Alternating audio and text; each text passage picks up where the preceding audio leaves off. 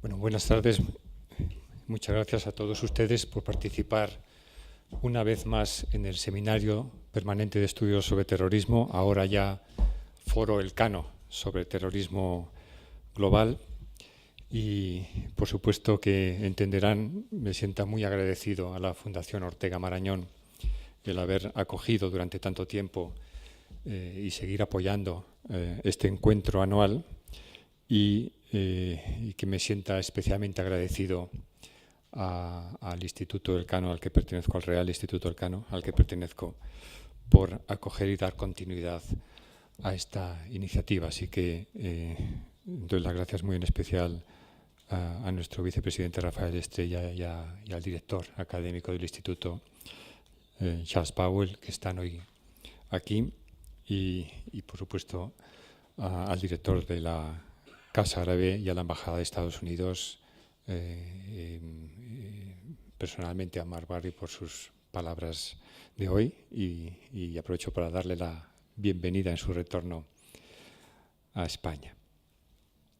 Bueno, lo que vamos a hacer Carola García Calvo y yo es presentarles a ustedes de forma sucinta, muy concisa, telegráfica casi, algunos de los datos que a partir de esta tarde podrán encontrar de forma mucho más extensa en la página web del Real Instituto Elcano y que son la segunda entrega de un proyecto de investigación sobre la evolución del terrorismo yihadista en España, planteado a un nivel de análisis individual. Hace unos meses, antes del verano, tuvimos ocasión de presentar el primer documento derivado de este proyecto de investigación, que estuvo centrado en la caracterización social de los yihadistas en España, es decir, cuáles son sus rasgos sociodemográficos, experiencia educativa, bagaje ocupacional, etcétera, etcétera. Y ese documento lo tienen ya disponible. En el día de hoy, como digo, vamos a presentar los resultados de la parte del proyecto dedicada a los procesos de radicalización yihadista en España. Y me permitirán que, por si cupiera alguna duda, insista en que cuando hablamos de radicalización yihadista, lo estamos haciendo de ese proceso a través del cual un individuo pasa a aceptar las actitudes y las creencias propias de una forma fundamentalista, extremista y belicosa de entender el Islam que conocemos como salafismo yihadista. Cuando un individuo asume los postulados básicos con mayor o menor énfasis, en mayor o menor medida del salafismo yihadista, entendemos que ese individuo ya ha entrado en una fase avanzada del proceso de radicalización. Un proceso que en todo caso no es irreversible y que no siempre conduce a la implicación efectiva en actividades de terroristas, pero sí que es el caso de la totalidad de los individuos que tomamos como nuestro objeto de estudio, porque se trata de todos aquellos individuos que han sido condenados en España desde el año 1996 por delitos relacionados con el terrorismo yihadista, a los que añadimos aquellos que en el 3 de abril del 2004 murieron en la explosión suicida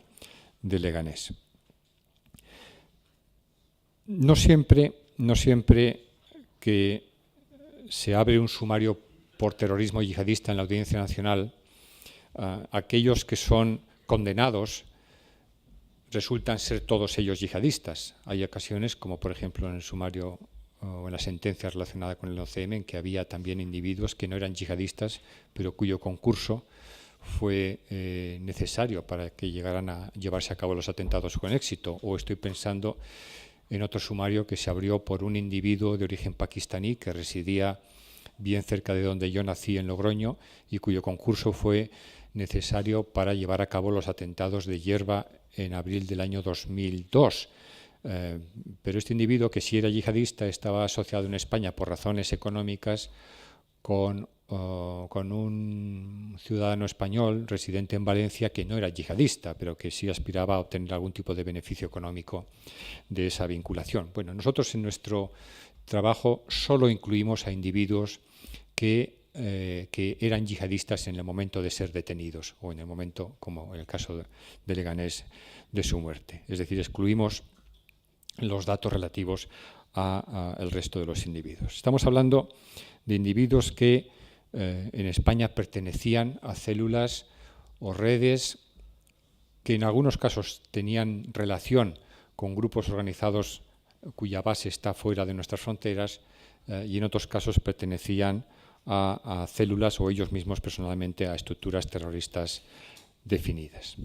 La evidencia empírica procede, como probablemente ustedes saben si siguieron nuestro documento previo, de los sumarios incoados en la Audiencia Nacional, como digo, desde mediados de los años 90 en relación con el terrorismo yihadista. Desde el primer sumario considerado por nosotros, que derivó de la detención de un miembro del grupo islámico armado argelino en Barcelona en el año 1995.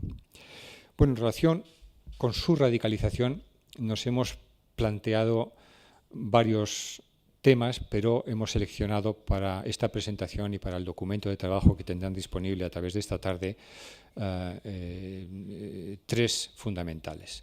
¿Cuándo se produjo este proceso de radicalización yihadista? ¿Dónde? ¿Y cómo? Hablar de cuándo se produjo este proceso de radicalización yihadista es en realidad hacerlo de dos cosas.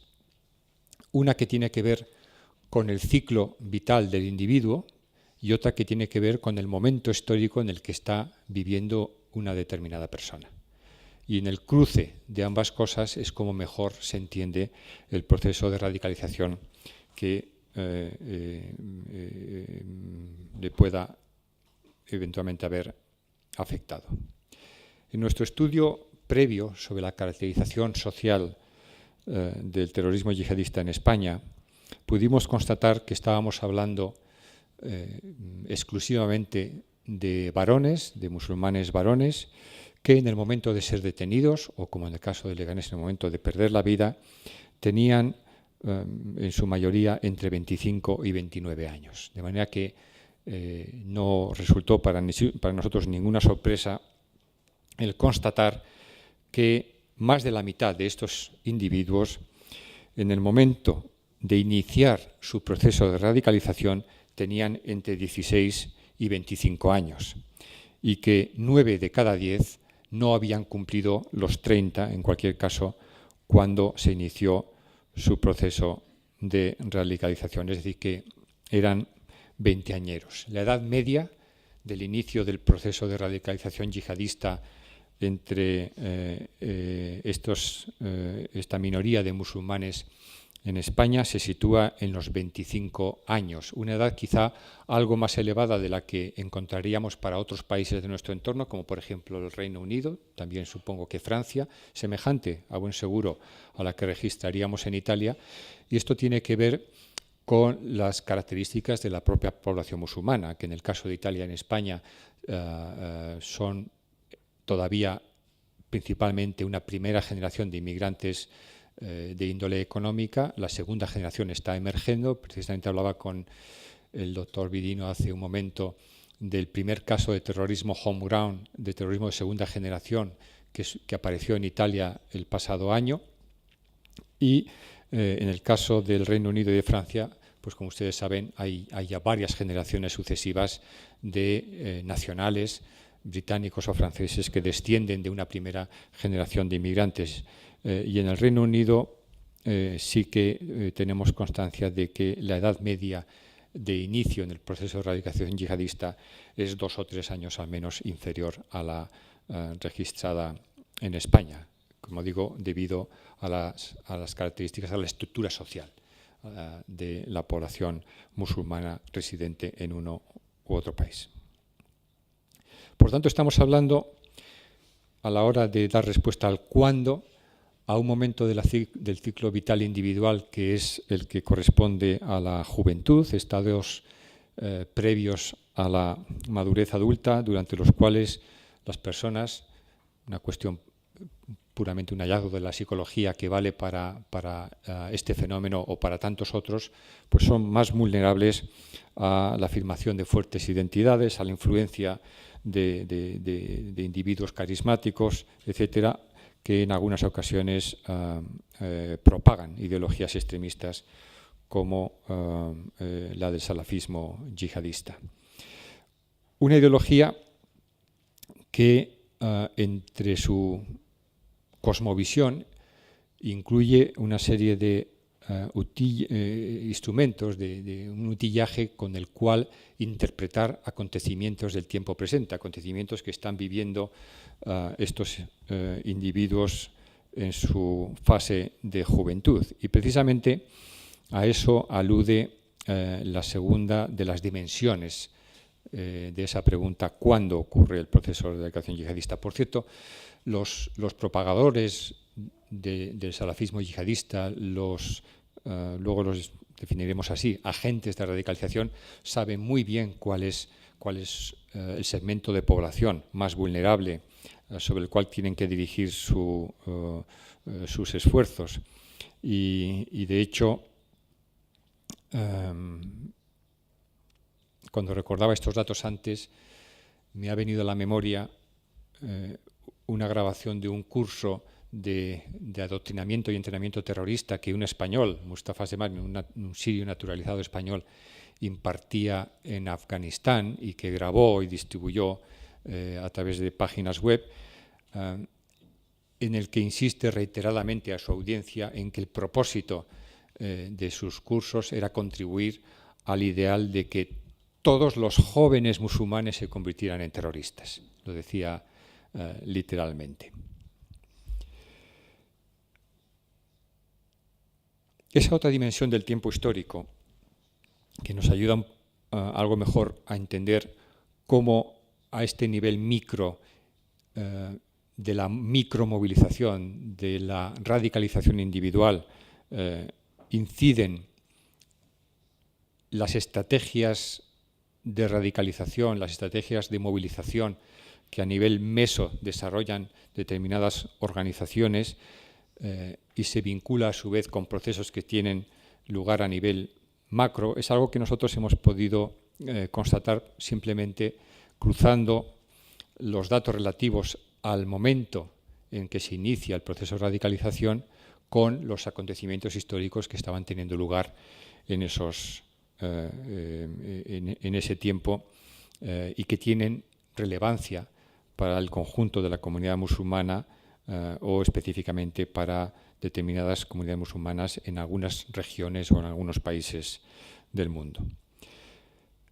Para no extenderme mucho, porque podrán leerlo con mayor detenimiento en nuestra página web, la mayoría de los individuos que iniciaron su proceso de radicalización en la primera mitad de los años 90, incluso en los años 90 en general, fueron individuos que se vieron particularmente afectados por la guerra en Argelia o por los conflictos en Bosnia y Chechenia. De hecho, una porción significativa de ellos incluso llegó a acudir a alguno de esos conflictos para ampliar su entrenamiento o su adoctrinamiento. Y son también los años en los que se consolida Al-Qaeda como una estructura terrorista global.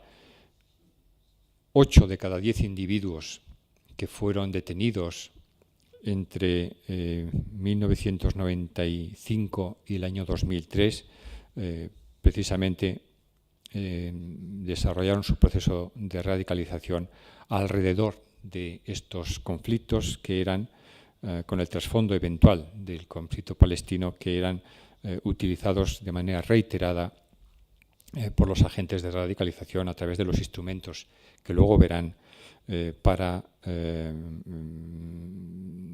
introducir en sus mentes las actitudes y creencias propias del salafismo yihadista. Sin embargo, para los individuos que han sido detenidos a partir del año 2004 en nuestro país y que se radicalizaron sobre todo entre los años 2000 y 2004, los acontecimientos históricos, esos procesos a nivel macro que tuvieron una especial incidencia o que fueron utilizados por los agentes de radicalización para incidir sobre sus actitudes y creencias, fueron fundamentalmente el 11 de septiembre, la intervención militar en Afganistán y el derrocamiento del régimen talibán, o la guerra en Irak. Y estos son elementos que aparecen reiteradamente en su discurso o en su propia narrativa. Qué duda cabe que pensar en esos términos nos lleva ahora a plantearnos con especial inquietud el impacto que sobre los jóvenes musulmanes residentes en España, ya no de primera generación, sino sobre todo de segunda generación, de la emergente segunda generación, están teniendo algunos conflictos en curso en estos momentos, como el conflicto en Siria o en menor medida algunos otros ámbitos, que quizá tienen menos peso porque están más distantes, por ejemplo en Cachemira, o que están en un estado latente después de la intervención francesa, como en el norte de Mali. En todo caso, es importante subrayar que el conflicto sirio, que está actuando como polo de atracción para algunos de estos individuos jóvenes radicalizados en la ideología del salafismo yihadista, no es un conflicto que se desarrolla como otros anteriores a partir de un vector que los agentes de la radicalización pueden traducir en una dicotomía entre oeste y el mundo islámico, sino que es un conflicto que tiene las características propias de una situación de fitna, de un conflicto entre musulmanes, una parte de los cuales no reconoce como tales al resto, o si los reconoce, no los reconoce como buenos o suficientemente buenos musulmanes.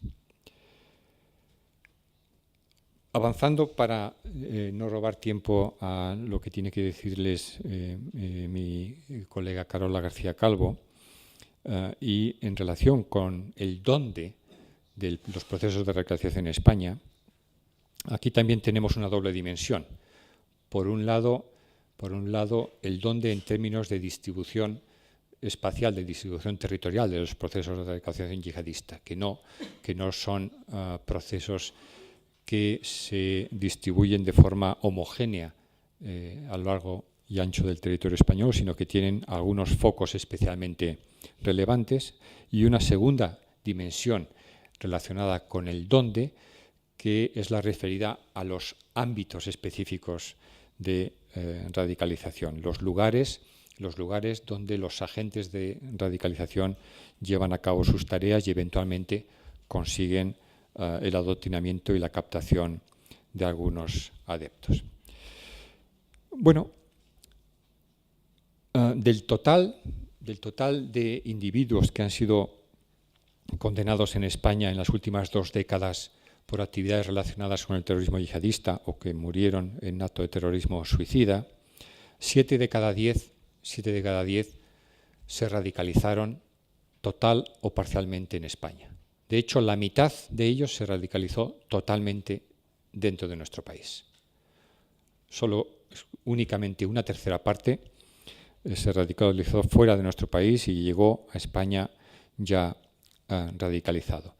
Esto da lugar a una interesante paradoja, porque, por un lado, el fenómeno del terrorismo yihadista en España no es un fenómeno autóctono, no es un fenómeno home ground, porque los individuos son individuos que llegaron a nuestro país, es decir, que no nacieron en nuestro país y además llegaron ya a una edad mucho más avanzada de la propia edad escolar. Salvo un caso, creo que el resto habían llegado ya fuera de lo que es la edad establecida, la edad mínima de escolarización en España. De manera que, en ese sentido, no podemos hablar del terrorismo yihadista en nuestro país como un fenómeno on-ground. Pero, paradójicamente, en lo que se refiere a los procesos de radicalización yihadista, sí podemos caracterizarlos como autóctonos o como home-ground, porque, como digo, en 7 de cada 10 casos, esos procesos han tenido lugar total o parcialmente dentro del propio territorio español y, desde luego, en la mitad de ellos totalmente dentro del territorio español.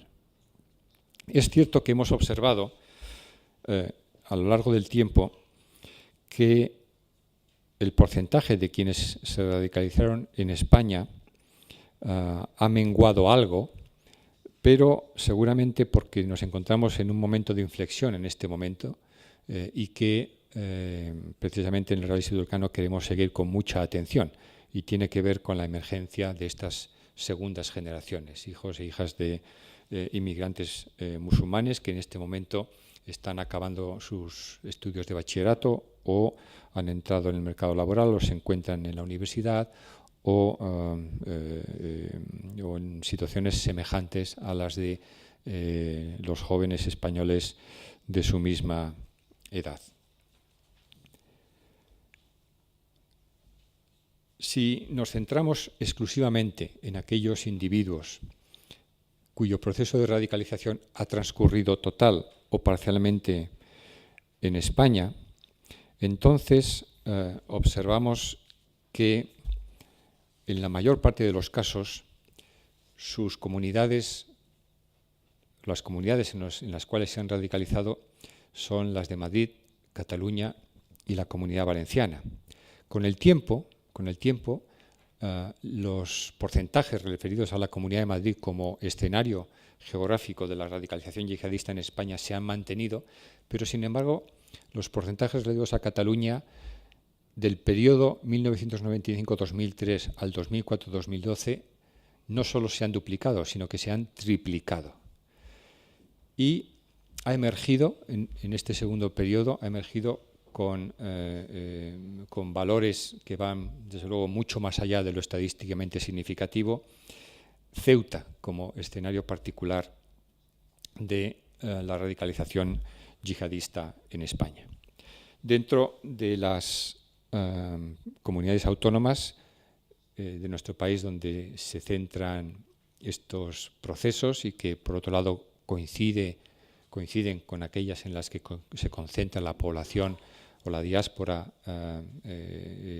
procedente de los países de los cuales son nativos estos individuos, cabe subrayar que los procesos tienen lugar en áreas metropolitanas, no en zonas rurales, sino en las áreas metropolitanas de estas comunidades autónomas. Y, por tanto, en la mayor parte de los casos coinciden el lugar de residencia y el lugar de radicalización. Es decir, que estamos ante un fenómeno que puede ser localizado territorialmente. Y supongo que eso, en cierta medida, es una ayuda también para la implementación de programas de prevención de la radicalización, que no necesariamente tienen que estar dirigidos al conjunto de las comunidades, sino específicamente a aquellas zonas, o deberían, específicamente a aquellas zonas donde el problema existe. Por ejemplo, si ustedes echan un vistazo a la última revisión del programa de prevención de la radicalización yihadista en el Reino Unido, verán que incluso lista las ciudades donde hay un problema más acuciante. En España, en los últimos 2 decenios, 9 de cada 10 individuos que se radicalizaron en la ideología del salafismo yihadista lo hicieron básicamente en 4 o 5 ciudades, excluyendo, en estos datos que les doy, excluyendo aquellos que fueron radicalizados en el seno de centros penitenciarios, porque no considero la localidad en la que está ubicado en el centro. El centro es un ámbito, pero no se corresponde con el entorno social en el que se ubica, al menos a estos efectos. Pero insisto, en cualquier momento, a lo largo de las últimas décadas, que paremos o que fijemos nuestra mirada, observaremos que 9 de cada 10 individuos se estaban radicalizando dependiendo los años, en 4 o 5 ciudades. Y dicho esto, y para no extenderme más, que yo creo que me he ido más allá de lo debido, como les decía, en el dónde hay una segunda dimensión, que no es la territorial, sino que es la funcional, cuáles son los ámbitos de radicalización que han sido especialmente prominentes en el caso español, y a partir de ahí preguntarnos cómo se han desarrollado los procesos individuales de radicalización yihadista en España.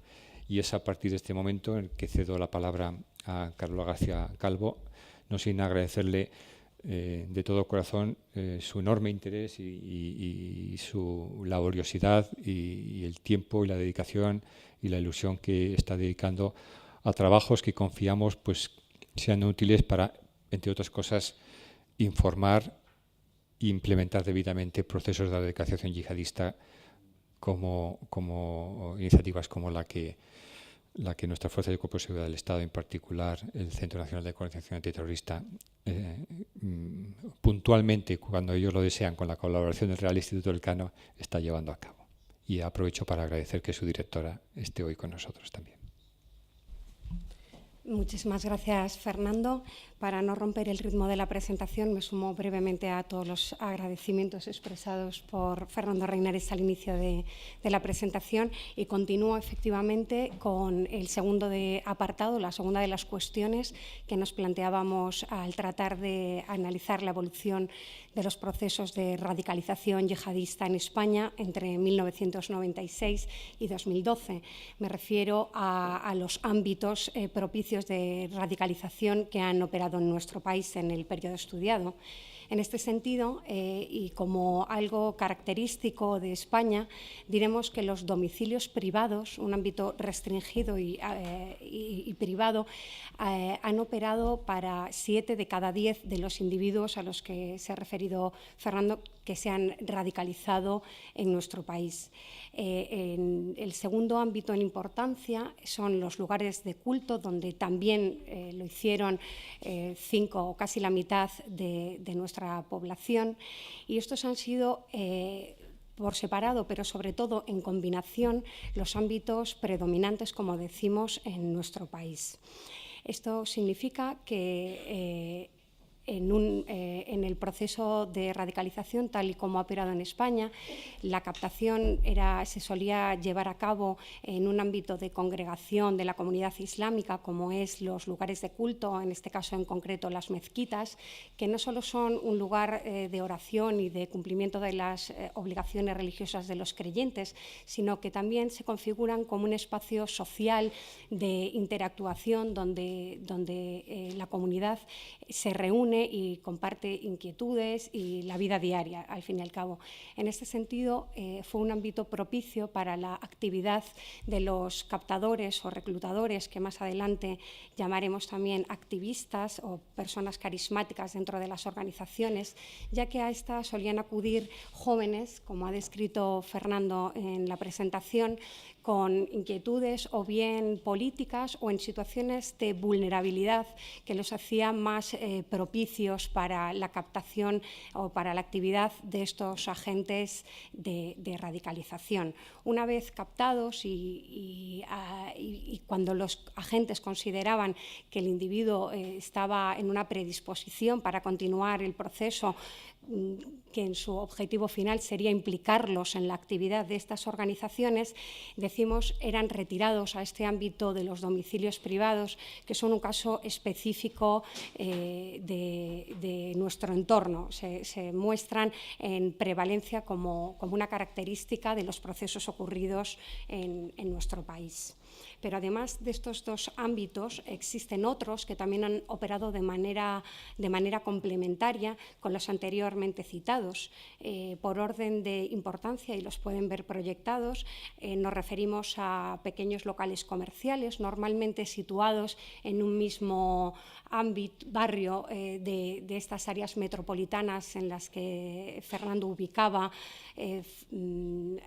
centros importantes de captación y radicalización yihadista. Estos pequeños locales comerciales, como decimos, fuera del horario comercial y un poco a puerta cerrada, servían para acoger reuniones de radicalización e incluso para llevar a cabo rituales religiosos que propiciaban la cohesión y la afirmación del individuo dentro de un grupo, es decir, reforzaba este sentido de pertenencia a un grupo con una determinada visión belicosa del Islam. Además, también operaban espacios al aire libre. Con esto nos referimos pues, a excursiones o reuniones promovidas por estos agentes de radicalización que, alejándose de los núcleos urbanos, donde obviamente podían ser más y mejor controlados por las fuerzas y cuerpos de seguridad del Estado o de la observación de vecinos o gente del propio ámbito urbano, celebraban también reuniones que servían para cohesionar y para intensificar la exposición de los individuos a la ideología salafista propia del terrorismo al que nos estamos refiriendo. Estos espacios, como veis en la proyección, operaron para 3 de cada 10 de los individuos radicalizados en nuestro país. Y además, completando un poco la fotografía de estos ámbitos, debemos referirnos también a los lugares de trabajo, al ámbito laboral de estos individuos, que en ocasiones eran los mismos locales comerciales a los que me referí al principio de este epígrafe, y es que en muchas ocasiones nos encontramos que los propios yihadistas o individuos que finalmente abrazaron el terrorismo como una forma de consecución de unos objetivos, además de regentarlos o acudir a otros de otros colegas o compañeros dentro de la organización, en su propio ámbito también aprovechaban pues, para radicalizarse. Aquí cerca, en el barrio de Lavapiés, tanto en el primer periodo o subperiodo estudiado, el que abarca desde 1996 a 2003, se localizaron varios locutorios, peluquerías, tiendas de ropa, donde, como decimos, bien los individuos ya por regentarlos o bien por acudir a determinadas reuniones o actividades de radicalización que allí se celebraban, se constituyeron como un ámbito muy importante. Pero además, este mismo barrio y estos mismos locales también fueron relevantes a partir de 2003. Incluso podemos decir que su relevancia se ha incrementado en este segundo periodo estudiado.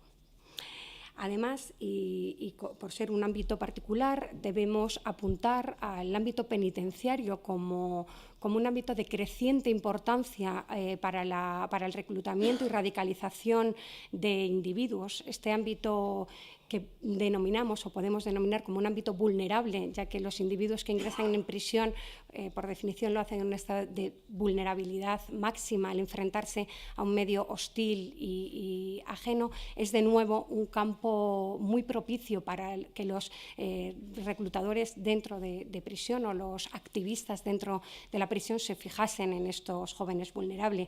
Además, la prisión también tiene una segunda dimensión utilitaria para los reclutadores, y es que las organizaciones, dentro de su actividad delictiva propia de las actividades terroristas, también necesitan nutrir la organización de recursos humanos que cubran ciertas necesidades de la propia organización, como son las tareas pues, de falsificación o de consecución de documentación o digamos, financiación a través de robos o actividades delincuenciales como el tráfico de drogas. Por este motivo, la captación y radicalización de individuos dentro de prisión también es propicia, porque las organizaciones nutren así la necesidad de recursos humanos para la práctica de recursos, o sea, para la práctica de las actividades que les ocupan. Así, como apuntábamos en el primer documento de trabajo, al que también se ha referido Fernando Reinares y que sigue disponible en la página web del Real Instituto Elcano, en la presentación, en su momento de ese documento, ya apuntábamos que el hecho de que 2 de cada 10 de los condenados por delitos relacionados con el terrorismo yihadista en España o muertos en actos de terrorista tuviese antecedentes penales distintos a los delitos de terrorismo cuando fueron detenidos por esto. Esto ya nos apuntaba que el ámbito de las prisiones es relevante a la hora de hablar de radicalización y reclutamiento de individuos para estas organizaciones.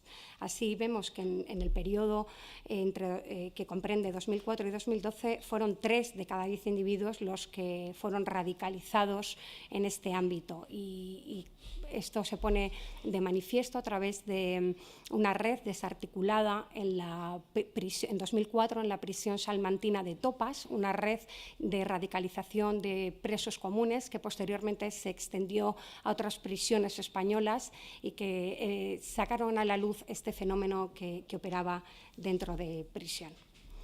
Terminamos así el dónde para fijarnos ahora en cómo se radicalizaron los individuos en España en el periodo comprendido. Pues, como decimos, la evidencia empírica arrojada por nuestro estudio nos indica que todos los individuos que fueron condenados por delitos relacionados con actividades terroristas lo hicieron en compañía de otros. Esto significa que nuestra evidencia empírica no arroja ningún caso de individuo autorradicalizado o radicalizado en la soledad de su domicilio o cualquier otro ámbito. Nuestra muestra arroja que todos lo hicieron en compañía, lo cual implica necesariamente la participación o el concurso de un agente de radicalización que ya hemos ido trayendo a lo largo de la presentación y que ahora identificaremos al activista, persona importante dentro de la organización, que además de realizar tareas de dirección o de gestión de la célula o estructura organizativa, también se dedica al reclutamiento de individuos. Como decimos, este activista o persona carismática dentro de la organización ha sido en España el principal agente a través del cual se han radicalizado los individuos a los que nos estamos refiriendo. Esto difiere, por ejemplo, de casos de otros países de nuestro entorno, de democracias de nuestro entorno, como es Reino Unido, donde fueron los líderes religiosos los principales agentes de radicalización. En España esto no ha ocurrido así, aunque también aparecen, sobre todo a partir de 2004, como agentes relevantes. No ha ocurrido de esta manera, no se ha predicado desde los púlpitos o desde las mezquitas, no ha habido estas figuras como si existieron en el denominado en su momento Londonistán, donde clérigos como Abu Hamza o el propio Abu Qatada predicaban esta visión belicosa del Islam desde los púlpitos. Aquí no ha sido así, sino que el peso ha recaído sobre todo en estos activistas carismáticos y se me viene inevitablemente a la cabeza la figura de Abu Dada, recientemente excarcelado tras cumplir 12 años de condena en prisión, el cual desde los años 90 operó fundamentalmente en Madrid, dirigiendo y liderando la primera célula de Al-Qaeda en España, desmantelada en el año 2001.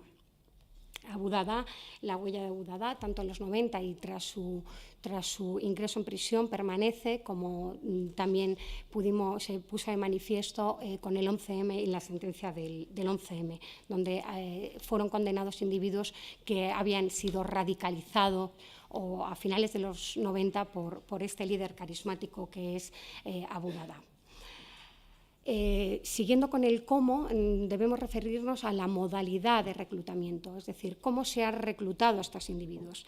En la literatura académica y en los ámbitos profesionales se reconocen dos modalidades fundamentales, una de arriba abajo, del liderazgo hacia la base, la modalidad top-down, en contraposición a la segunda modalidad, que sería de abajo, o sea, de la base hacia el liderazgo, la modalidad bottom-up, en las que serían los propios individuos jóvenes, inquietos o en busca de respuestas quienes tomarían la iniciativa. Además, nosotros también hemos considerado una tercera modalidad, que es la modalidad horizontal, y cabe hablar de ella en el caso español, que se refiere a una modalidad de reclutamiento de igual a igual o entre parecidos. Esta modalidad también la hemos encontrado, como veremos a continuación. En cualquier caso, debemos apuntar que la modalidad fundamental que ha operado en España ha sido la top-down, esto es, de arriba abajo.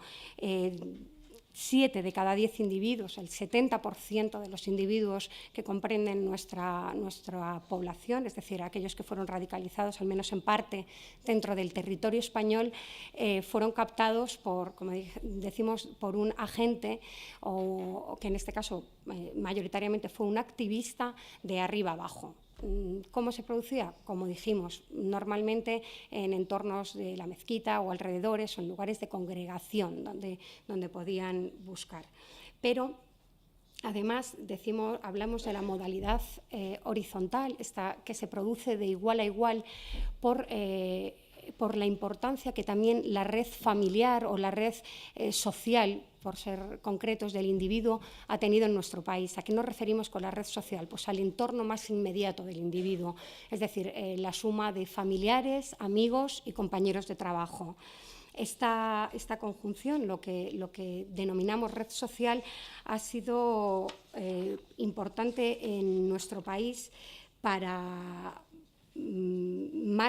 casi el 20% de los individuos en nuestro estudio. El dato concreto lo pueden encontrar inmediatamente a continuación de esta presentación en el documento de trabajo que estamos presentando. Por esto apuntamos que además fue a partir de 2004, es decir, en el segundo periodo estudiado, cuando empezamos a notar la creciente importancia de este entorno inmediato, red social del individuo en la captación, en detrimento a lo que sin duda ha sido predominante, como es la modalidad top-down.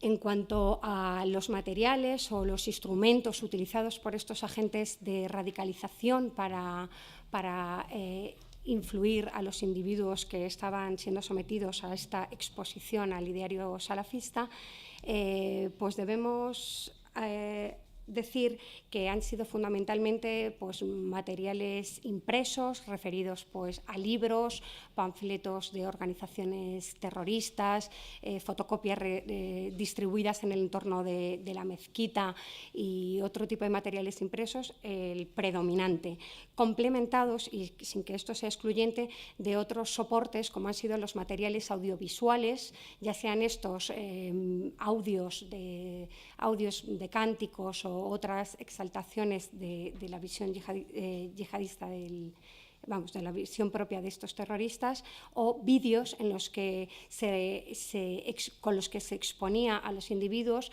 a estos acontecimientos históricos relevantes para el conjunto de la sociedad islámica, a los que ha hecho mención Fernando. Así, en el proceso de radicalización, una vez que eran retirados ámbitos más restringidos, como dijimos, los domicilios, los individuos eran expuestos a imágenes brutales en el que el mensaje o la idea era siempre la misma: mostrar a una comunidad islámica pues, humillada y victimizada, sobre todo humillada por Occidente, enemigo siempre de referencia.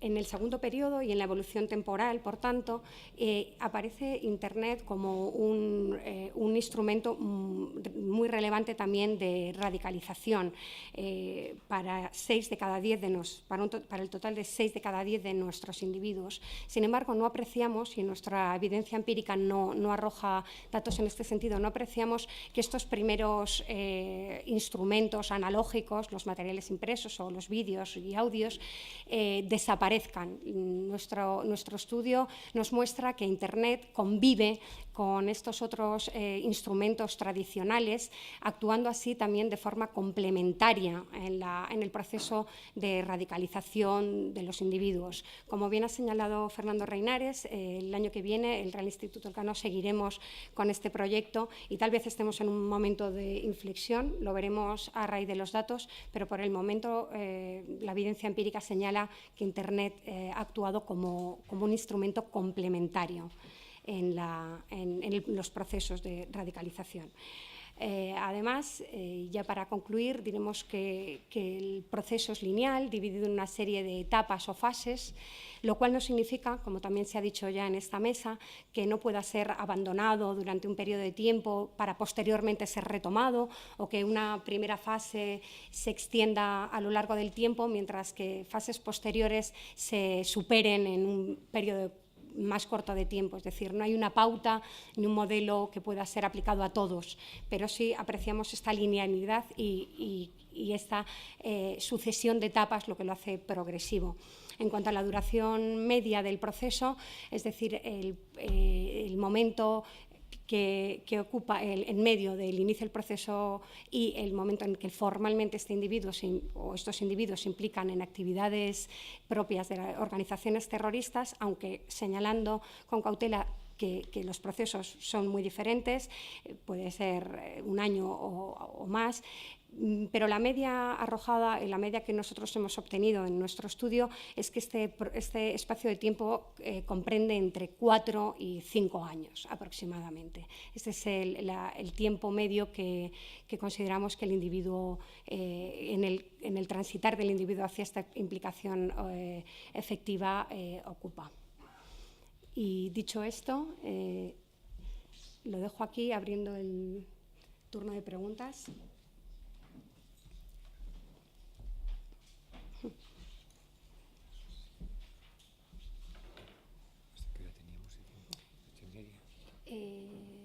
Sí, no, incluso a -4. Sí. Muy bien, gracias, Carola.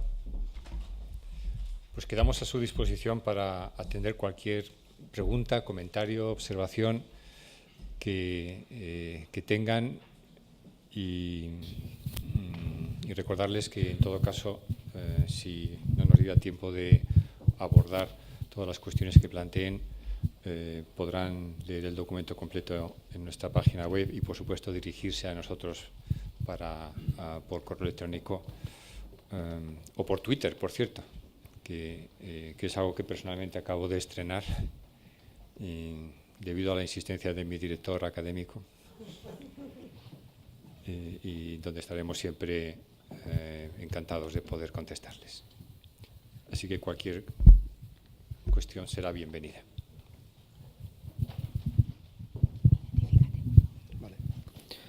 Said Ida Hassan, de la agencia Andalus Media. La muestra de estudio cuenta con cuántas personas han sido estudiadas y se puede saber sus nacionalidades de origen. La segunda pregunta está relacionada con la solidez científica del estudio.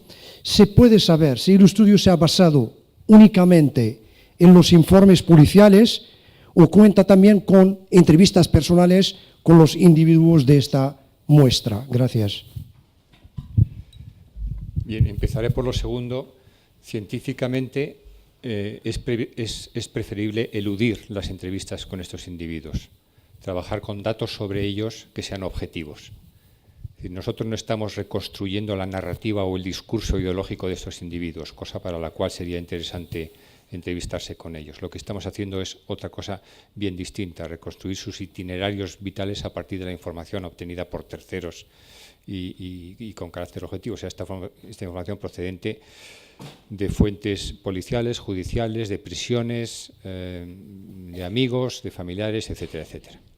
Pero no, entrevistarse con ellos no añade un ápice de cientificidad y más bien la mermaría, porque este no es el propósito de nuestro trabajo. Como digo, sería otra cosa si estuviéramos tratando de reconstruir su propia narrativa personal. Por otra parte, como usted bien sabe, la inmensa mayoría, incluido Abu Dada, de los individuos que han estado en prisión en España con evidencia suficiente de hechos probados acerca de su implicación, no reconocen haber estado implicados. Ni siquiera el líder de la célula de Al-Qaeda en España reconoce haber sido líder de la célula de Al-Qaeda en España, a pesar de que la evidencia acumulada al respecto es abundante dentro y fuera de España. De manera que de poca o ninguna utilidad hubiera sido para nosotros hablar con alguien que de entrada no reconocería haber sufrido proceso de radicalización yihadista ninguno, sino otra cosa que normalmente ellos definen como ser buen musulmán. Eso no nos lleva a ninguna parte, mire. Y en segundo lugar, nuestra población, el objeto de estudio son todos los individuos condenados en España por delitos relacionados con terrorismo yihadista, desde la primera condena emitida en 1996 hasta la última emitida en el año 2012. Y solo hemos excluido de los procedimientos policiales, como digo, aquellos individuos que no eran yihadistas, incluidos musulmanes que no eran yihadistas, ¿me entiende? Individuos que han sido condenados por facilitar, por ejemplo, algún documento fraudulento, pero que no eran yihadistas, que eran criminales ordinarios, que no hemos podido detectar en su ambiente familiar. Nadie nos ha podido dar ninguna indicación, ni directa ni indirecta, de que estuvieran haciendo otra cosa que ganar dinero con el intercambio, con la facilitación del documento. Otras veces no, los facilitadores pueden ser miembros de las propias redes o tener la misma ideología, no siempre es el caso. ¿Perdone? 84. El número español es algo inferior al británico para la misma época. Los datos están en nuestro primer informe. Creo que para el Reino Unido en los mismos 20 años son 100, algo por encima de 120 creo que eran. Bueno, está en nuestro informe. Por supuesto que no hemos incluido, es decir, es la muestra completa de los condenados más los 7 suicidas de Leganés. Uno de los 7 suicidas de Leganés, es decir, nuestra muestra no suma 85 porque, como seguramente ustedes saben, uno de los 7 suicidas de Leganés, Alequem Alamari, había sido condenado en el año 2001 y fue excarcelado por un, llamémoslo, desajuste judicial de la prisión de Alhama, y ya no se le volvió a encontrar hasta que, o al menos no se volvió a detener hasta que aparecieron sus restos en Leganés. Por eso suman 84 y no 85. Pues si alguno hace la cuenta, sumando los 7, uno de esos ya había sido condenado en España como miembro de la primera célula yihadista desmantelada en nuestro país en 1997 en la ciudad de Valencia, en el marco de la operación Apeciate. Y respecto a su origen, la inmensa mayoría son extranjeros. Lo tiene usted en el primero de los documentos, no en este. El primero, que está dedicado a la acreditación social, incluye también país de nacimiento, origen, nacionalidad, etcétera, etcétera. La gran mayoría eran extranjeros. En el primero de los 2 periodos en que nosotros dividimos nuestro análisis, mayoritariamente procedentes de Argelia y de Siria, y en el segundo mayoritariamente procedentes de Marruecos y de Pakistán.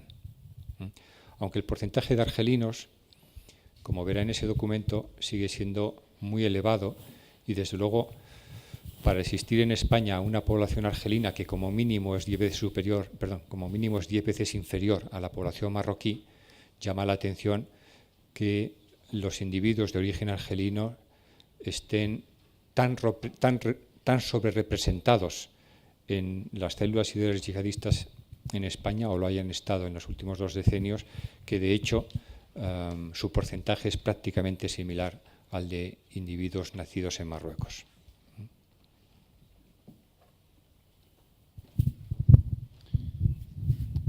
Pedro González, de un digital que se llama Zoom News. Complementario a lo que acabo de decir, en el trazado que han hecho de los orígenes de estos terroristas radicalizados, han incluido también si han llegado de una manera legal a España, si han llegado pues, bueno, de manera ilegal, a través de la patera, a través de otro tipo de sistemas. Es decir, hay un componente social importante en esta, que puede incidir quizá en esta radicalización que viene a los orígenes. Gracias. Muchas gracias por la pregunta. Pues, mire, su situación administrativa es algo que también tratamos en nuestro documento anterior. Y si no recuerdo mal, algo más del 60% en el momento de ser detenidos estaban en situación regular en España y en torno a algo menos del 40% estaban en situación irregular en España. Mire, respecto a si sus condiciones socioeconómicas derivadas del hecho de ser inmigrantes ha tenido alguna incidencia o ha sido caldo de cultivo para su radicalización, nosotros somos muy cautos en esto. Y le voy a dar tres consideraciones que quizá puedan serle de utilidad. Primera,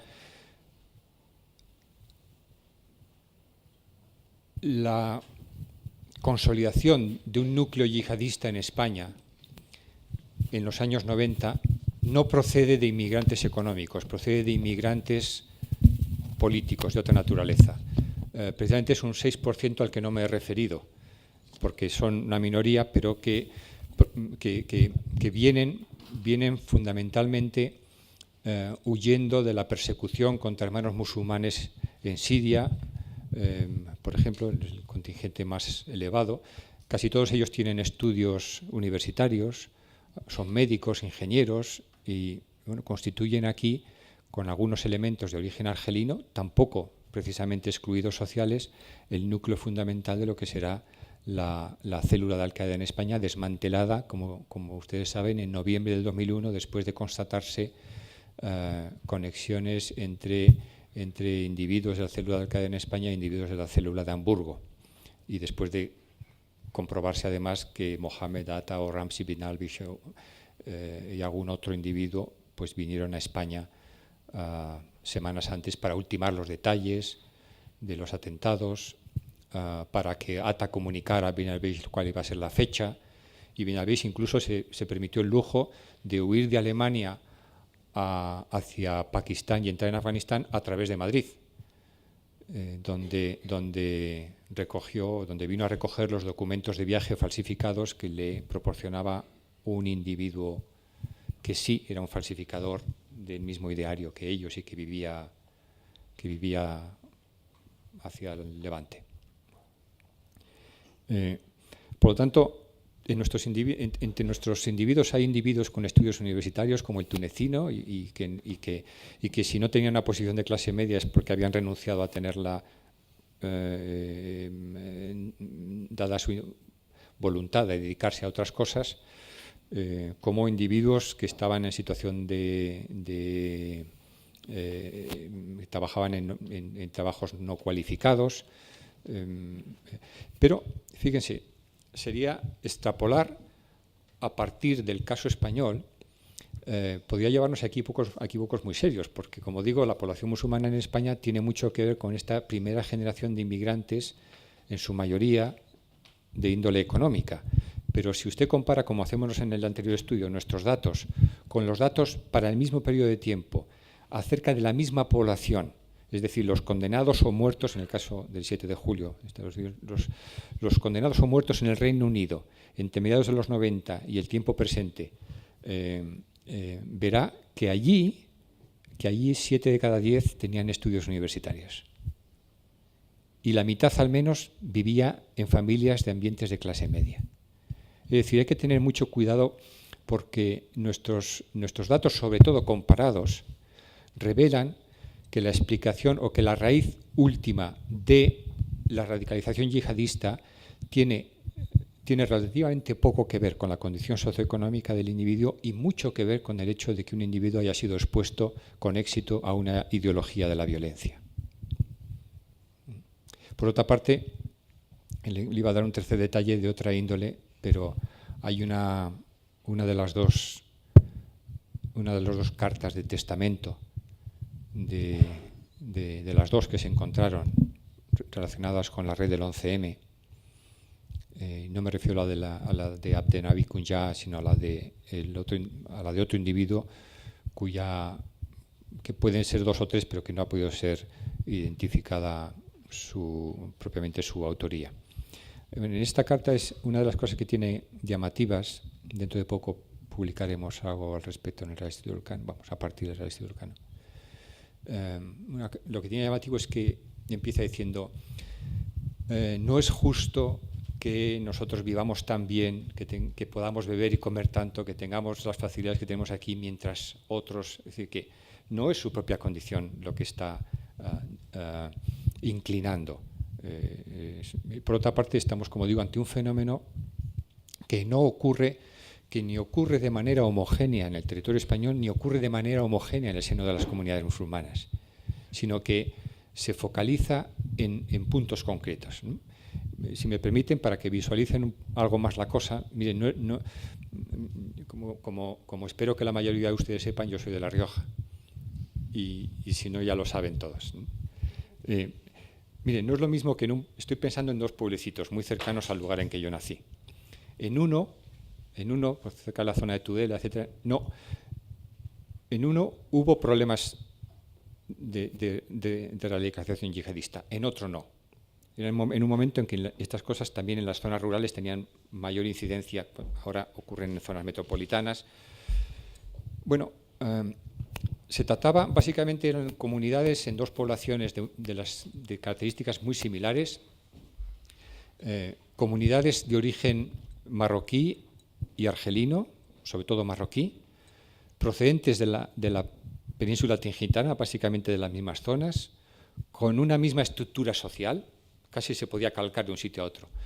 ¿Cuál había sido el factor fundamental explicativo de por qué aquí se había generado un foco de radicalización y aquí no? Pues mira, aquí tuvieron siempre un imán malaquí que desarrolló un entendimiento tolerante, pacífico, como es consuetudinario en Marruecos o en otros países de la zona, y aquí llegó un día un individuo que decía había estudiado en una madraza de Yemen y se había titulado en estudios islámicos, y que les dijo que iba a hacerse cargo del lugar de culto, incluso sin coste económico para los congregantes, y que sin embargo utilizó el púlpito para difundir una visión del Islam antitética con la tradición, cosa que no afectó al conjunto de la comunidad, claro está, sino a una minoría. Lo que ocurre es que cuando hablamos de votos, las minorías importan poco. Cuando hablamos de terrorismo, las minorías importan mucho.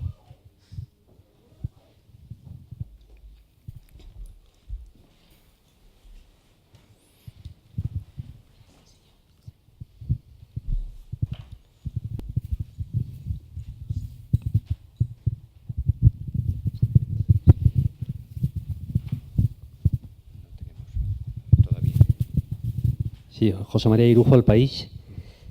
Una pregunta concreta. En vuestro estudio decís que la radicalización ha supuesto un 46% en los lugares de culto y un 73% en domicilios privados.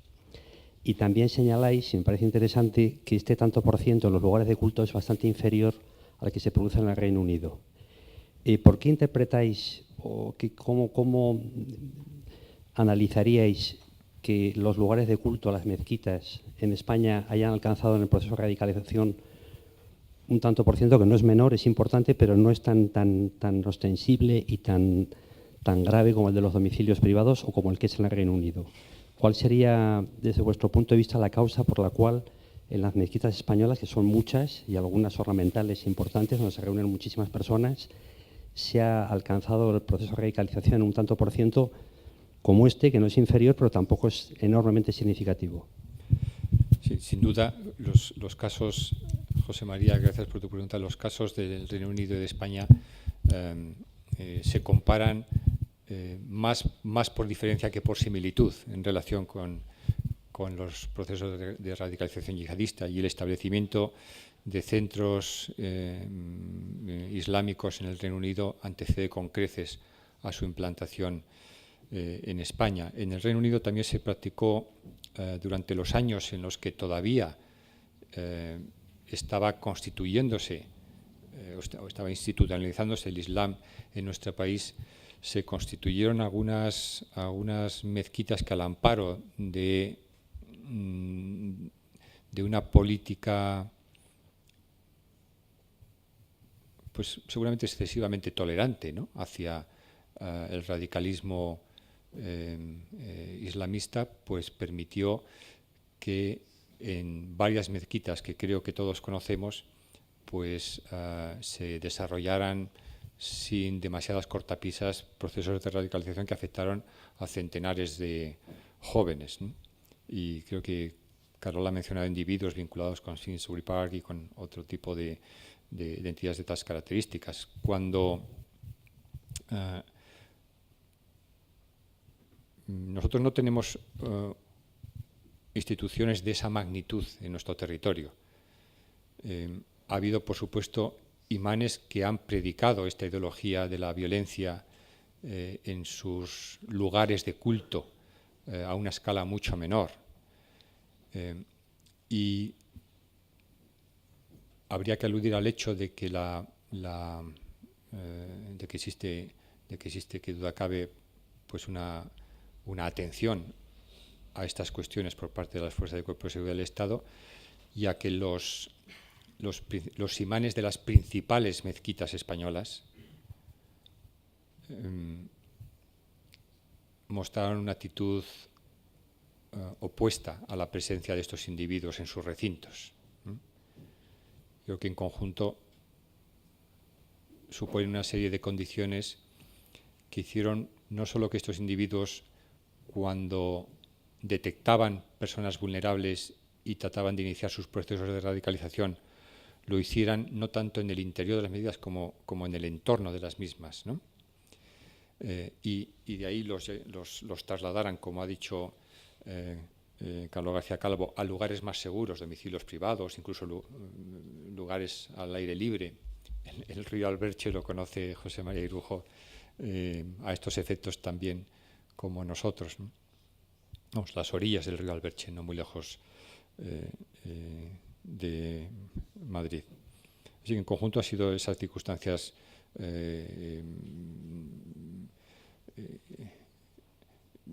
las que han favorecido este proceso, pero iba a decir algo que se me ha olvidado, no sé si quieres añadir alguna cosa. Bueno, simplemente decir también que además en España desde el inicio las fuerzas y cuerpos de seguridad del Estado han estado pendientes y presentes en estos entornos, con lo cual pues tal vez disuadiese el que fuera más relevante. Nosotros tenemos en Madrid dos grandes mezquitas, ¿no? El resto podemos catalogarlo de lugares de culto, de oratorios en algunos casos. Y los imanes de estas mezquitas han tenido desde los años 90 conflicto, en algunos casos abiertos y en algunos casos con reacciones muy agresivas con estos núcleos que pretendían o bien utilizar esos ámbitos para sus propósitos, o bien incluso imponerse y gobernar la mezquita en cuestión. En fin, nada semejante a lo que ocurrió con algunas grandes mezquitas del Reino Unido, que fueron verdaderos focos de radicalización y reclutamiento terrorista. Hay quizá, debo añadir, José María, debo añadir que con todo hay algunas congregaciones, no mezquitas exactamente, sino algunas congregaciones, en el seno de las cuales los agentes de radicalización han tenido más fácil detectar individuos vulnerables y conducirlos hacia procesos de radicalización, culminando incluso en implicación terrorista efectiva. Y en este sentido, llama la atención que tanto entre los individuos condenados por terrorismo yihadista, por actividades relacionadas con el terrorismo yihadista en España, como en el Reino Unido, o llama la atención que entre individuos que jugaron papeles clave en el 11M e individuos que jugaron papeles clave en el 7 de julio, haya una presencia tan destacada de quienes antes de ser yihadistas fueron miembros de algunas comunidades rigoristas, como a ti te gusta decir, por ejemplo, congregaciones controladas por el movimiento Tabligh Jamaat. No quiero decir que el movimiento Tabligh Jamaat sea un movimiento violento, pero sí que el rigorismo al que insta a sus adeptos y congregantes y los postulados en los que son adoctrinados, pues no tiene mucho que ver con los valores propios de las sociedades abiertas y en un buen número de casos, desde luego destaca la presencia más que significativa de individuos que han estado previamente en comunidades Tabligh Jamaat y que han acabado en grupos yihadistas.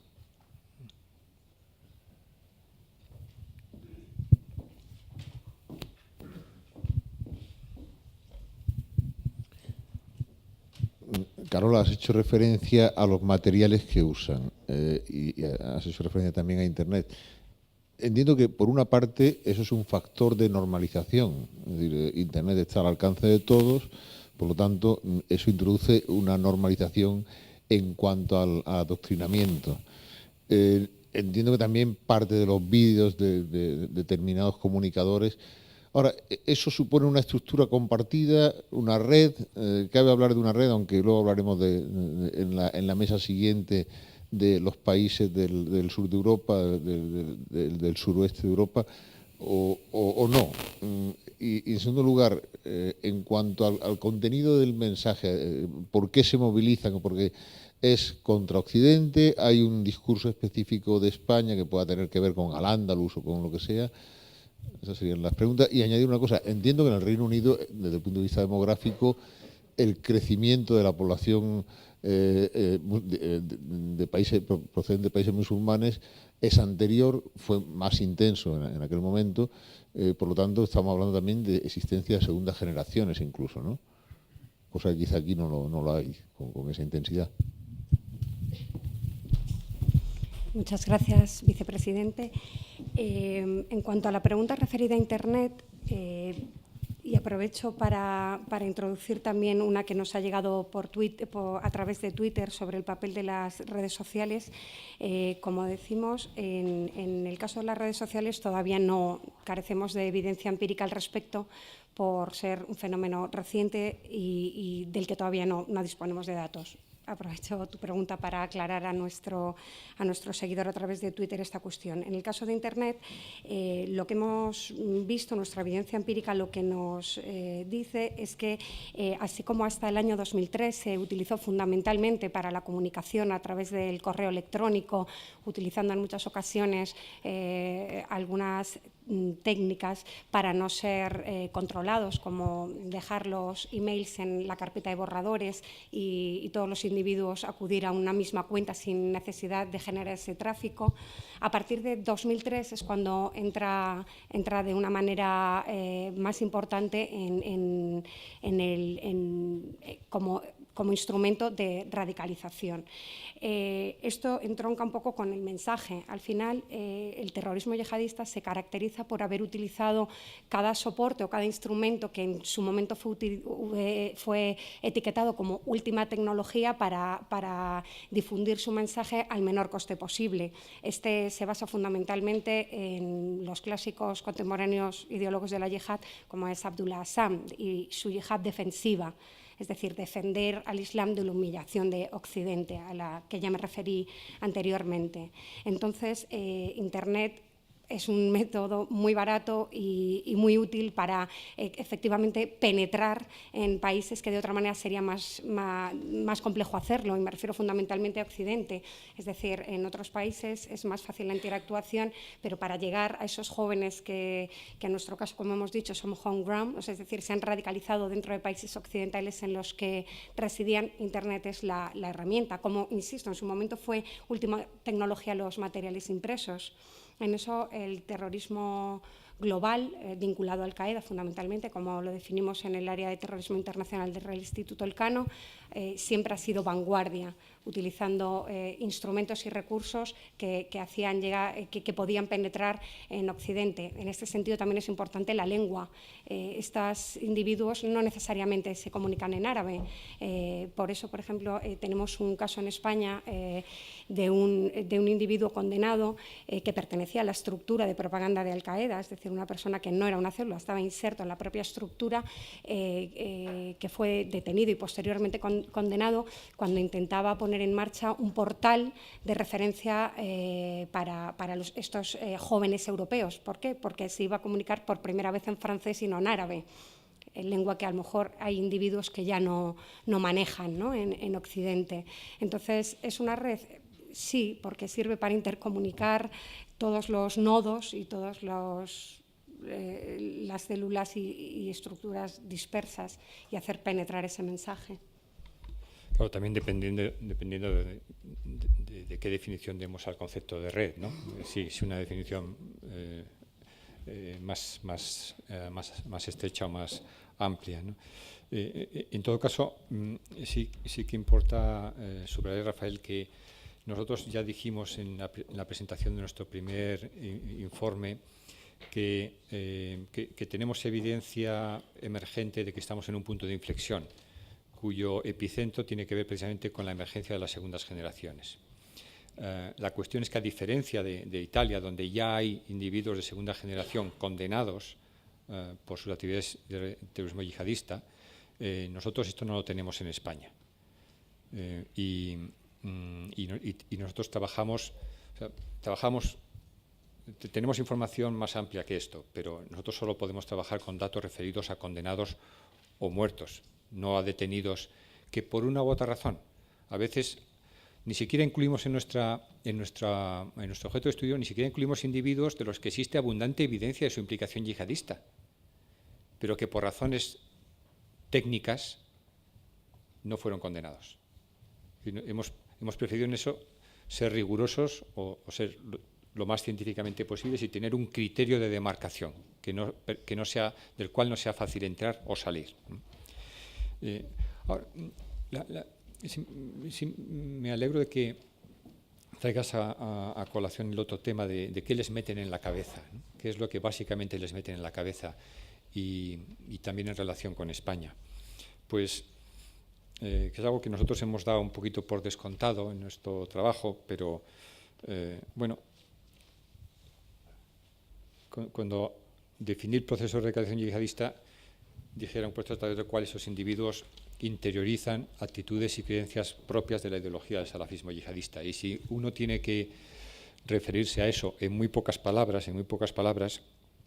diría que tratan de convencerles, estos agentes de radicalización, utilizando los instrumentos que tengan a mano, que les ponen o que les envían, tratan de convencerles de que para ser verdaderamente musulmán hay que mirar al pasado y ver cómo se conducían en la vida privada y pública los ancestros. Y en segundo lugar, pues eso los haría solo salafistas, pero no salafistas yihadistas. Y me da puro hablar, estando el profesor Aaron Sailing con nosotros hoy, o Javier Jordán, o Luis de la Corte, o tantos dos que saben más que yo de estas cosas. Eso los haría salafistas, pero lo que quieren es hacerlos salafistas yihadistas, es decir, no salafistas tradicionales, no salafistas politizados, sino salafistas para los cuales el concepto de yihad no tenga la acepción que tiene para la inmensa mayoría de los españoles, de los musulmanes, incluidos los musulmanes españoles y los musulmanes que viven en España. Es decir, que sea entendida como una lucha consigo mismo por vivir una vida de acuerdo con las reglas establecidas en el Corán y los hadices. Para ellos yihad debe entenderse exclusivamente en su acepción belicosa, en su acepción violenta, en su acepción de lucha por defender o hacer avanzar el Islam contra los infieles, y si uno no puede hacerlo físicamente, pues a través de sus recursos o de su palabra. Eso les lleva en la práctica a actuar como si hacer, contribuir o estar a favor de ese concepto de yihad fuera en la práctica el sexto pilar del Islam. Y a quienes no están de acuerdo con ellos en este punto, aunque respeten el resto de los pilares, les aplican el señalamiento takfir de herejes o de apóstatas. Junto a esto, porque lo que les mete en la cabeza es la justificación moral y utilitaria de la violencia y el terrorismo. Moral como una obligación religiosa. Utilitaria, ¿para qué? Pues para llegar a conseguir como fin último la restauración del califato. Mientras el califato no vuelva a restaurarse, como comunidad de creyentes del Islam, dicen, estamos en una situación de pecado y debemos contribuir a restaurar el califato. Y ello supone dos cosas. Una, instaurar regímenes rigoristas en los países de población mayoritariamente musulmana, como ocurrió en Afganistán o como intentan que ocurra en Siria o en Mali o lo que fuere. Y segunda, recuperar en el marco de ese califato aquellos territorios sobre los cuales existió dominio islámico. Insisto, suelo repetir esto, no se trata de discutir la razonabilidad de este proyecto, la factibilidad de este proyecto, el sentido común de este proyecto, sino que esa definición que ellos hacen de la realidad es un problema para nosotros porque es real en sus consecuencias, aunque no sea real objetivamente hablando. Y en ese contexto, la primera vez que Osama Bin Laden hace una alusión agresiva a España como un territorio ocupado es en 1994, en una carta abierta que publica dirigida al gran mufti de Arabia Saudí. Lo había cogido de su mentor, Abdullah Azzam, que en el año 86 publicó un libro en el que lista los territorios que deben ser recuperados para el Islam, en los cuales existe o es legítima la yihad defensiva, y empieza por Palestina y termina por Al-Ándalus, literalmente. Y como es sabido, pues Ayman al-Zawahiri, el actual líder de Al-Qaeda, pues le ha gustado mucho hablar en términos de recuperaremos todo territorio que fue islámico desde Al-Ándalus hasta Irak, que era una referencia temporal, una referencia temporal del primer territorio que cayó bajo ocupación y el último, cuando él hablaba de Irak, que había caído bajo ocupación.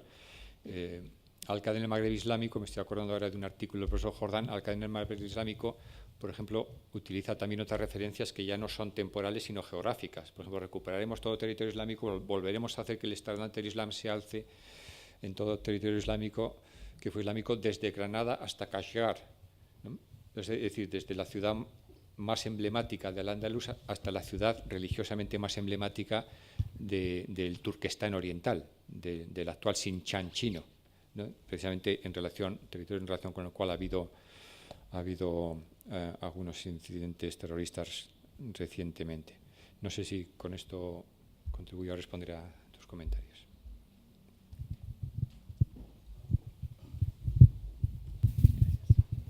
Buenas tardes, Andrea Nicastro, corresponsal Corriere della Sera. Pregunta es sencilla. ¿Quién radicaliza a los agentes de radicalización? ¿Llegan en España ya como pertenecen a Al-Qaeda, una red? ¿Tienen recursos económicos de países que se pueden, o regiones que tienen un proyecto político? ¿Habéis estudiado esta parte? Gracias. Muchas gracias. Pues es un placer saludarle. Pues supongo que la respuesta sería muy semejante a la que daríamos en el caso italiano. Algunos agentes de radicalización llegan a España, lo cual ha sido más común en los años 90 que en el tiempo presente llegan a España ya decididos a ejercer como agentes de radicalización. Por ejemplo, uno de los dos fundadores de la célula de Al-Qaeda en España, Mustafa Sedmarian, Abu Musab al-Suri, había estado en Afganistán antes de implicarse en la creación de la célula de Al-Qaeda y contribuyó a la radicalización de otros, como el propio Abu Dada, que cuando Abu Musab al-Suri sale de España y se integra en el círculo de Osama Bin Laden en Afganistán, después de haber pasado una temporada en Londres junto a Abu Qatada, pues deja a Abu Dada aquí, que se convierte en el agente que ha sido objeto de radicalización yihadista y se convierte en un agente de radicalización yihadista. Esto es como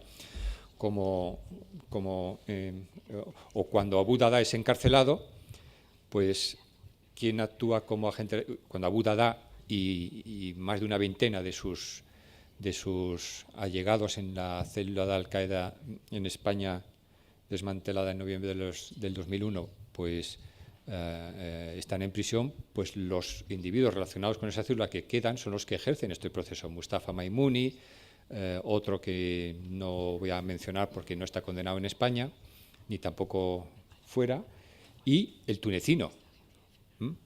O cuando se radicaliza, por ejemplo,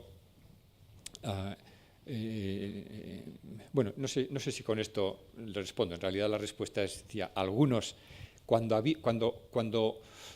se estaba por debajo de una masa crítica, los agentes de la radicalización tendían a venir de fuera. Cuando se supera esa masa crítica, tienden a proceder de nuestro propio entorno. Es decir, el proceso, cuando pasa a ser endógeno realmente, pues esos agentes de radicalización son individuos que han sido previamente radicalizados por otros que eventualmente vinieron de fuera. En el caso español, porque por el establecimiento de una población musulmana mucho más reciente que en Francia o en el Reino Unido. Pues aquí tendría... Mira, hay un individuo, por ejemplo, que en su caso como... En el caso de Italia, como en España, prefigura la idea del individuo itinerante que va pasando de un país a otro, agitando y creando, radicalizando individuos que puedan, sembrando semillas de yihadismo. Rabei Osman Es-Sayed Ahmed, que era miembro de la red del 11M, pero fue condenado por un tribunal italiano porque residía en Milán, ¿no? Curiosamente, en España no fue condenado por el 11M con el argumento, me está mirando María Ponte, que es la abogada que conozco, que más conoce la legislación antiterrorista, y a lo mejor me dice algo que no quiero oír cuando salgamos de aquí, pero aquí no fue condenado en relación con el 11M porque se argumentó que ya había sido condenado por su implicación en estos temas en Italia, y en Italia el alto tribunal lo que dijo es que era muy evidente que estaba metido en esto, pero que ellos no eran el juez natural y que por lo tanto debía ser juzgado donde debía juzgarlo el juez natural, o sea, la Audiencia Nacional, donde se habían cometido los hechos. Pero vamos, lo digo ya que me lo trae a colación, ¿no?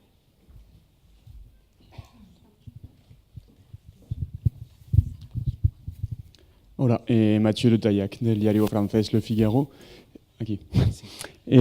Dos preguntitas. La primera han dicho que no había prácticamente o ninguno que había sido autoformado. Quería saber si eso explica directamente la ausencia de lo que se llama ahora el lobo solitario, ¿no? De individuos que actúan por su cuenta o sin relación evidente con redes.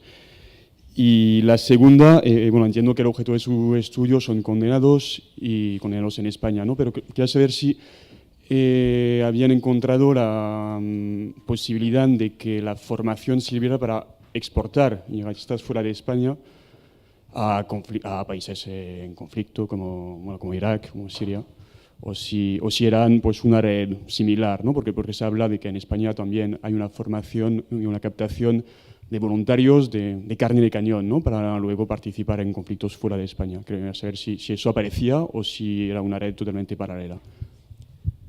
Muchas gracias, es un placer saludarle también. Bueno, puede que existan algunos individuos autorradicalizados, que se hayan radicalizado a sí mismos solamente con un ordenador y entrando a páginas web y internet. condenados o muertos en acto de terrorismo suicida, no. Nosotros solo trabajamos con estos datos. En todo caso, nuestros datos son válidos hasta el año 2012 y quizá esto es ocasión particularmente propicia para ser cautelosos a la hora de excedernos en la valoración de los procesos de autorradicalización. Nosotros, a la vista de los datos empíricos, seguimos pensando que la radicalización yihadista es un proceso que se hace en compañía de otros, es un proceso grupal en el que la interacción cara a cara, no solo con el agente radicalizador, sino con los individuos que están siendo a sí mismos radicalizados y que son relevantes en el entorno social del individuo, sigue siendo fundamental. Y que Internet tiene un papel en este contexto complementario y auxiliar. E inmediatamente relacionado con ello, es importante también el quizá no excedernos a la hora de valorar la amenaza del terrorismo yihadista individual. Nosotros no queremos llamarlos lobos solitarios, porque consideramos, al igual que otros profesionales que están presentes en esta sala, que eso ayuda a dar un cierto tono épico o a mitificar este tipo de figuras. Pero, mire, la totalidad de los individuos que han sido condenados en España por terrorismo yihadista en las últimas 2 décadas, incluidos los muertos de Leganés, la totalidad de estos individuos actuaba como parte de células o de organizaciones. A veces estas células tenían una conexión muy estrecha con una determinada organización. A veces esa conexión era más tenue, pero hasta ahora ninguno de los individuos condenados o muertos en España como consecuencia de su actividad de terrorismo yihadista, ninguno de ellos era lo que mal se llama hoy lobo solitario.